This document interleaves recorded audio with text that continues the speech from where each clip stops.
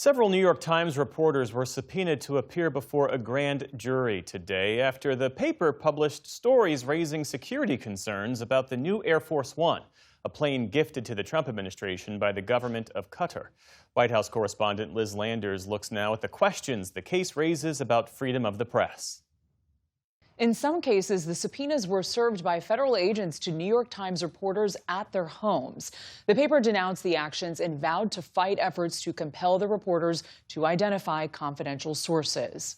The Trump administration issued subpoenas to 5 of our journalists in what I think is a naked attempt to intimidate the New York Times and to keep us from reporting on matters that we think are essential to national security. Joining us now to discuss this is Will Creeley. He's the legal director for FIRE.org, the Foundation for Individual Rights and Expression. Will, thank you for joining News Hour. It's an honor. Thank you for having me. The Justice Department says here that they are targeting the leakers of the classified information in this case and not the journalists. Acting Attorney General Todd Blanche was asked about these subpoenas today. The Department of Justice requires that I authorize it, which I did. And those reporters, we're not targeting reporters. They're material witnesses, just like a reporter would be a material witness to a car crash. Yeah, they are witnesses. And so in the question you want to ask them is who were their sources. That goes to the heart of the First Amendment. No, the question we want to ask them is who provided them with classified national security information, which everybody in this body should want to protect. What does the law say about what protections journalists have in this case?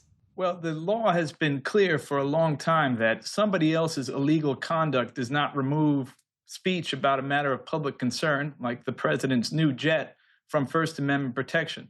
There's no federal shield law, but the heart of the First Amendment does indeed protect this kind of activity.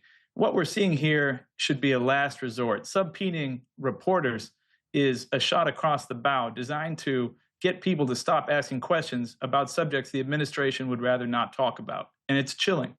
In this case, the subpoenas were issued to these 5 New York Times reporters, and some were served at their homes. Is that unusual, and why do you think it was done in that way, in your opinion?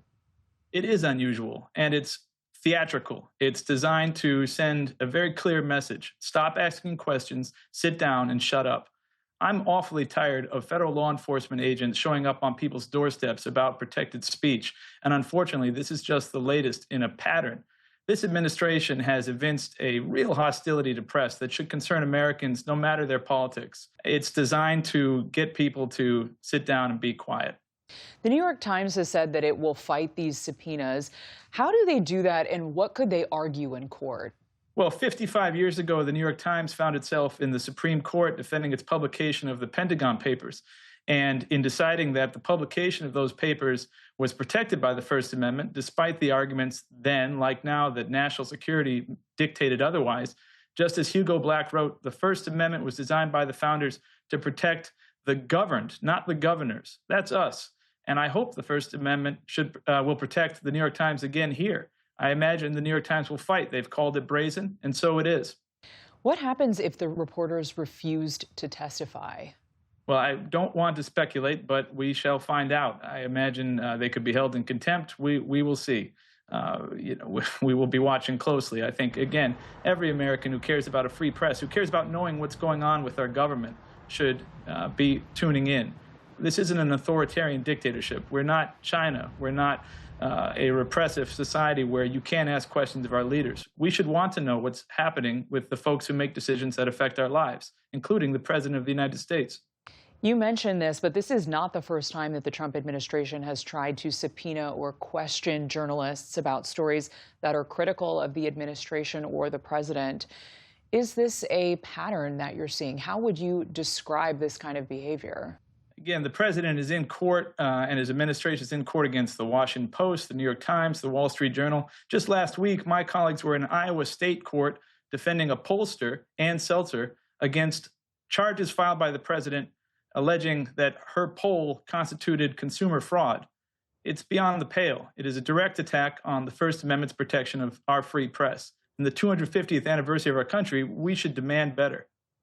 How does this administration compare to previous administrations? I mean, other presidents and other administrations have asked reporters to reveal their sources, but how does this moment compare to those?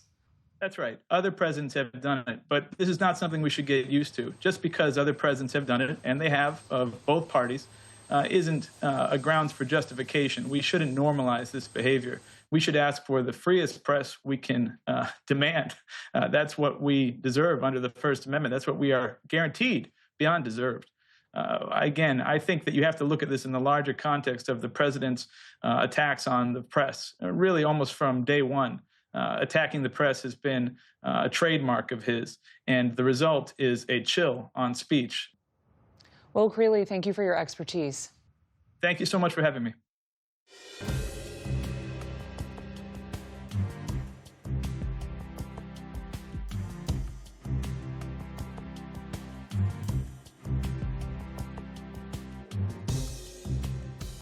Support journalism you trust. Support PBS News. Donate now, or even better, start a monthly contribution today.